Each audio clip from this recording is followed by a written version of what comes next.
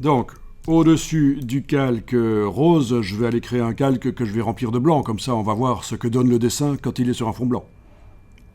Donc, j'active le calque rempli de rose. Je clique sur l'icône à gauche de la corbeille. Voilà un calque vide que je vais remplir de blanc. Édition remplir avec blanc normal 100%. Sans évidemment conserver les zones transparentes cochées. Et voilà. Et vous avez nettoyé le fond en quelque sorte. Et ce sont des choses qui sont parfois demandées. Alors si un jour vous faites un livre, une publication avec des aquarelles, ceci vous servira beaucoup.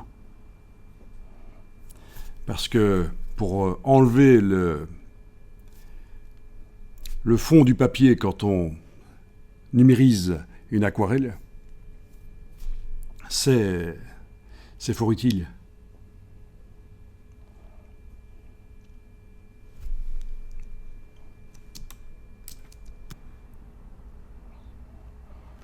Alors, vous voyez sur la vignette du dessin cette petite icône qui indique qu'on a été joué dans les options de fusion. C'est la chose qui vous indique que, voilà, pourquoi est-ce qu'une partie de ce calque est transparent alors qu'il n'a pas de masque de fusion? Mystère, ben non. Si on sait ce que sont les options de fusion, on voit l'icône là, on sait qu'en double-cliquant sur la droite du calque, on va pouvoir aller voir. Ah, c'est bien, parce qu'il fut un temps, quand on double-cliquait, il revenait sur gris. Et là, les gens se disaient, mais on n'a rien fait là. Mais en fait, c'est sur la couche rouge que ça a été fait. Ok.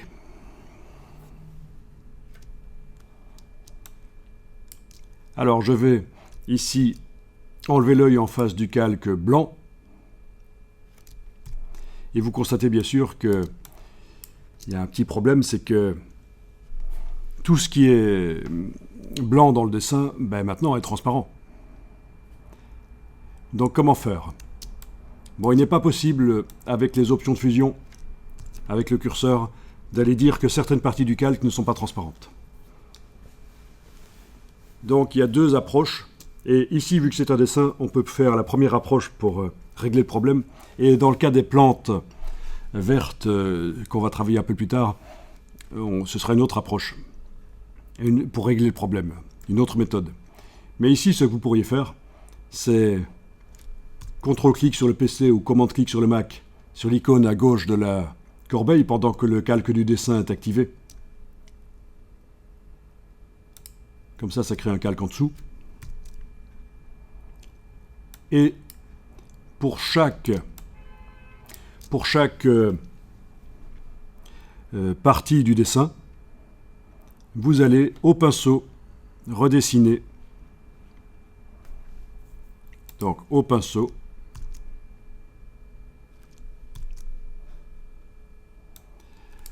redessiner dans n'importe quelle couleur en fait. Donc je vais prendre ici du vert vif. Oui, dans un premier temps, n'importe quelle couleur. Alors, le problème c'est qu'il faut connaître le dessin, sinon on ne sait pas toujours quoi dessiner en fait. Donc ça peut être une bonne idée d'ouvrir le dessin original en JPEG à côté éventuellement pour avoir des références. C'est une des solutions. Alors, au passage, ce qu'on est en train de voir là, ceux qui veulent coloriser des dessins qu'ils ont faits en noir sur fond blanc, sur du papier, vous le photographiez, vous l'amenez dans Photoshop. Déjà, vous avez vu comment rendre le fond transparent, grâce à la technique de l'écrêtage. Et même si vous avez des nuances, même s'il y a des nuances de gris sur le dessin que vous avez fait et photographié, grâce à la technique de l'écrêtage, vous allez pouvoir rendre le fond blanc, en tout cas du papier, transparent. Et grâce à la technique ici que vous voyez là, créer un calque et dessiner sur lui au pinceau, vous allez apprendre comment on peut coloriser un dessin dans Photoshop. La version simple de la colorisation, parce que ça aussi, coloriser un dessin dans Photoshop, ça peut être un peu plus complexe en fait. Donc ici, voyons, je vais aller dans Photoshop, réouvrir pour mon information la version JPEG de cette image, peut-être la mettre côte à côte avec le dessin, ne fût-ce que la mettre en petit.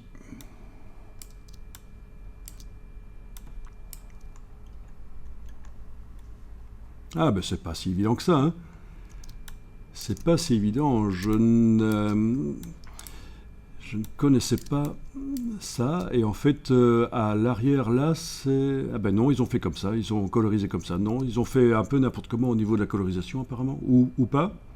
Qu'est-ce qui vous semble? Le vêtement remonte comme ça sur le cou? Oui, il est possible que le vêtement remonte là jusqu'au cou comme ça. Oui, ok. C'est particulier. Donc logiquement, là, je suis censé dessiner. Et je vous rassure, on ne va pas le faire tout. Je vous montre juste, en gros, comment ça marche. Voilà. Alors là, super important, si vous vous trompez, il ne faut surtout pas dessiner en blanc.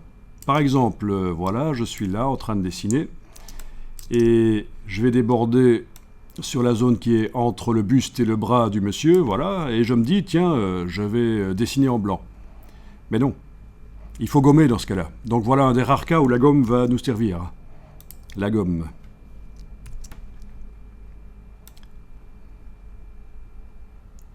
Et vous allez comprendre pourquoi c'est important de gommer au lieu de mettre du blanc. Oui, parce qu'on pourrait se dire, oui, on pourrait mettre du blanc. Si on a le fond blanc qui est affiché derrière, là où on a débordé en vert, on met du blanc, ça va marcher. Eh bien non, par la suite, ça va nous poser des problèmes techniques.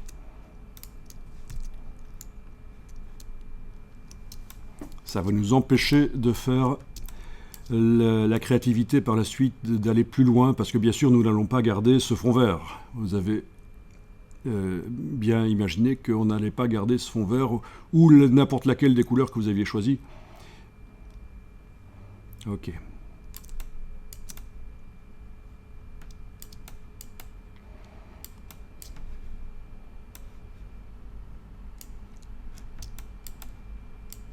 Ah oui. Drôle de vêtements, ils savaient s'amuser à l'époque quand même. Hein.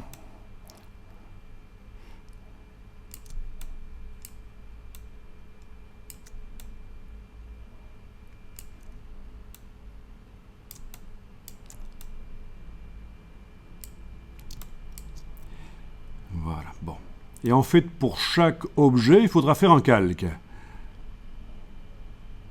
Donc, s'il y a d'autres endroits où il manque quelque chose, un fond, où c'est transparent, un endroit où c'est transparent alors que ça ne devrait pas l'être, je vais surtout pas le faire sur le même calque en fait.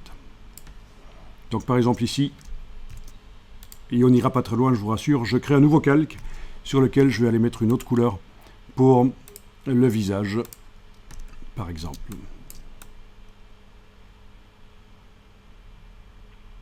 Voilà, quand vous avez fait ça, vous pouvez sauvegarder. Donc tout ce qu'on est en train de faire là est utile si on veut mettre le dessin sur autre chose qu'un fond blanc. Parce que sur le fond blanc, je vous rappelle qu'il fonctionnait. Le dessin fonctionnait sur un fond blanc. Mais si on veut mettre le dessin sur autre chose qu'un fond blanc, ou si on juge que il faut quand même de la couleur à certains endroits, et que le visage ne doit pas être blanc, par exemple, voilà, et le vêtement non plus, là aussi on va faire cette technique des calques sur lesquels on dessine comme ça. Quand vous avez ça, vous enregistrez.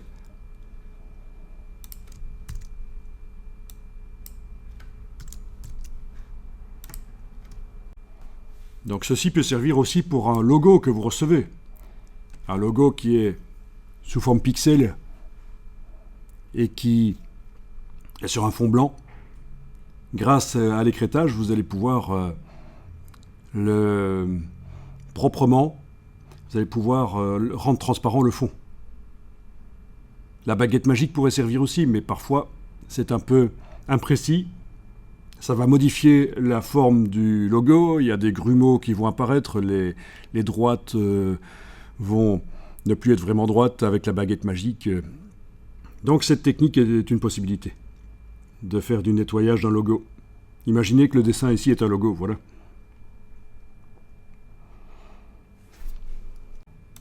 Alors j'en profite pour rappeler que voilà, on travaille à la souris, mais ce serait quand même beaucoup mieux avec une tablette. Alors une tablette j'en ai bien sûr, mais vous n'en avez peut-être pas. Peut-être l'un d'entre vous a une tablette, je pense, si je me souviens bien. Mais la tablette graphique,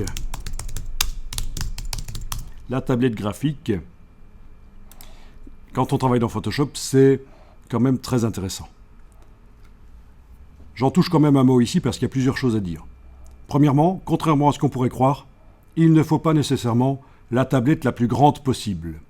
Les grandes tablettes, c'est utile pour ceux qui font du dessin expressif. Mais pour faire de la retouche photo, une toute petite tablette avec une petite surface de 8 cm sur 10 à peu près, ça va tout à fait suffire pour faire de la retouche sur des photos du travail. Donc voilà, les tablettes S, les small, conviennent tout à fait. Alors vous avez un stylet sans pile, avec de l'électronique à l'intérieur, qui est alimenté par un champ magnétique qui est sur la tablette. Puisque vous savez sans doute que le magnétisme peut être transformé en électricité et inversement. Donc c'est comme ça que ça fonctionne. Ici, c'est une marque de référence qui existe depuis très longtemps. À titre personnel, j'ai commencé à travailler sur des Wacom au milieu des années 90. Donc pour vous dire que c'est ancien. Et ça a été très longtemps la référence absolue. Les autres marques étaient bonnes à jeter, franchement. Sauf que ça a changé dernièrement. Et j'ai un collègue qui travaille dans le domaine du dessin animé et qui m'a dit que lui, il avait arrêté cette marque référence. Pour une question, il a eu des problèmes de service après-vente, mais ça doit juste être lui. Hein. Je ne dis pas que le service après-vente est mauvais, c'est juste lui qui est tombé sans doute sur la mauvaise personne ou qui a mal compris ce qu'on lui a dit. Vous me comprenez. Et il est passé à cette marque-là, qui est moins chère, mais la finition est moins bonne. C'est un peu plus cacaille par rapport à la marque de référence d'à côté. Mais lui, il en est content.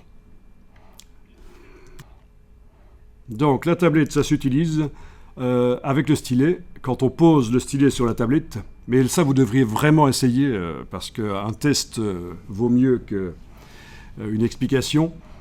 Quand on pose le stylet sur la tablette, ça équivaut au clic. Et donc on dessine comme de manière naturelle, avec le pinceau, on fait les retouches de manière naturelle.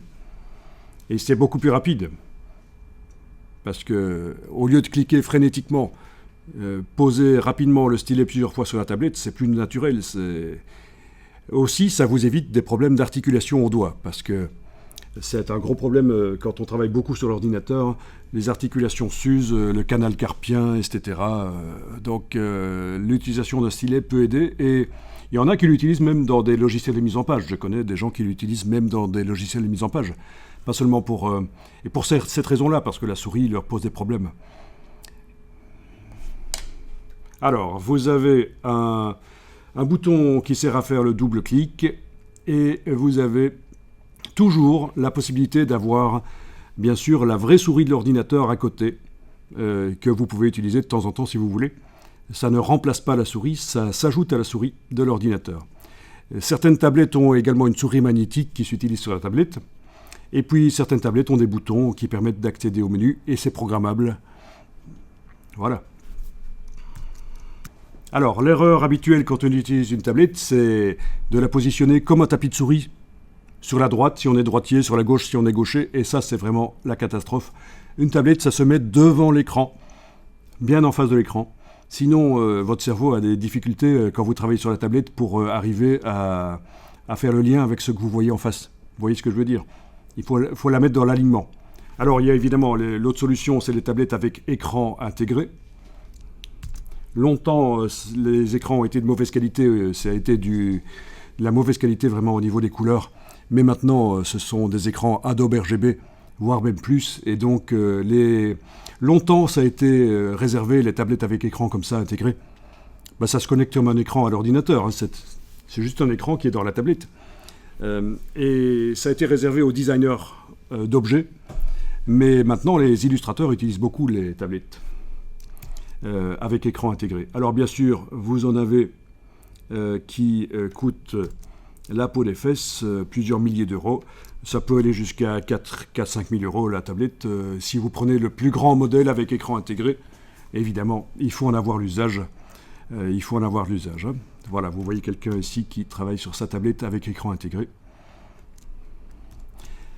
Bon, mais ce n'est pas nécessaire. Donc là, je vous parle d'un achat qui vaut en achat neuf, on est dans les 30-40 euros, parfois moins quand il y a des promotions. Et si vous trouvez en plus d'occasion, ce n'est pas un achat extrêmement coûteux. Voilà. Alors, il faut savoir que les tablettes iPad, parce que là on parle de tablettes graphiques dont le but est clairement de dessiner sur un ordinateur, mais les tablettes iPad ou les Samsung ou autres peuvent maintenant servir pour dessiner aussi. On peut les connecter à l'ordinateur et avec un stylet on peut dessiner. Voilà. Ou dessiner directement sur l'iPad. Donc les deux sont possibles. Hein. On peut dessiner directement dans une application qui est sur l'iPad ou s'en servir comme une tablette graphique connectée à l'ordinateur et on regarde sur l'écran de l'ordinateur. Les deux sont possibles. Ou alors c'est l'écran de l'ordinateur qui est dupliqué dans la tablette. Voilà. Donc il faut le dire, c'est la dernière tendance, c'est que les tablettes style iPad ou Android servent maintenant aussi pour dessiner. Et je vous ai parlé l'autre jour du logiciel Procreate, qui est vraiment très tendance maintenant pour dessiner et qui vraiment a un succès fou. Donc si vous voulez vous intéresser à Procreate, mais c'est pour ceux qui font l'illustration surtout. Hein. On s'éloigne peut-être un peu du sujet de la manipulation des photos. C'est pour dessiner, oui. Oui, l'autre jour, on a parlé du clavier Photoshop, mais moi, je ne vous conseille pas. On est arrivé à ce sujet-là parce qu'on en parlait, mais je ne vous conseille pas. À titre personnel, je n'en ai jamais utilisé des claviers spécialement prévus pour Photoshop. Voilà. Le danger, c'est qu'une fois que vous vous êtes habitué au clavier, si vous ne l'avez plus après, vous êtes moins productif, quoi. Je pense que maintenant, vous pouvez en avoir un. Voilà. Ah oui, il y a aussi des skins. Ça, c'est bien. C'est un clavier Mac avec un skin et qui se met par-dessus en caoutchouc. Donc, non seulement ça vous protège votre clavier du café qui pourrait se glisser dedans malencontreusement, mais en plus, c'est moins cher. Ça peut être bien. Quel est le prix ici? 39 €, oui. C'est quand même un peu costaud, mais... Voilà, c'est adapté au clavier Mac ici. Un skin en caoutchouc. Mais donc, je ne vous conseille pas ça. Par contre, la tablette, oui, ça, absolument. Si vous continuez dans Photoshop, franchement, c'est vraiment l'achat que je préconise. La tablette graphique ou trouver une solution pour connecter une tablette existante à Photoshop, à l'ordinateur. Oui, en effet, le clavier pour Adobe Premiere sera plus utile parce qu'il y a tout ce qui est coupure, transition, etc. Oui, en effet, pour un logiciel de montage vidéo, le clavier spécial est davantage préconisé que pour Photoshop. Bien vu, en effet.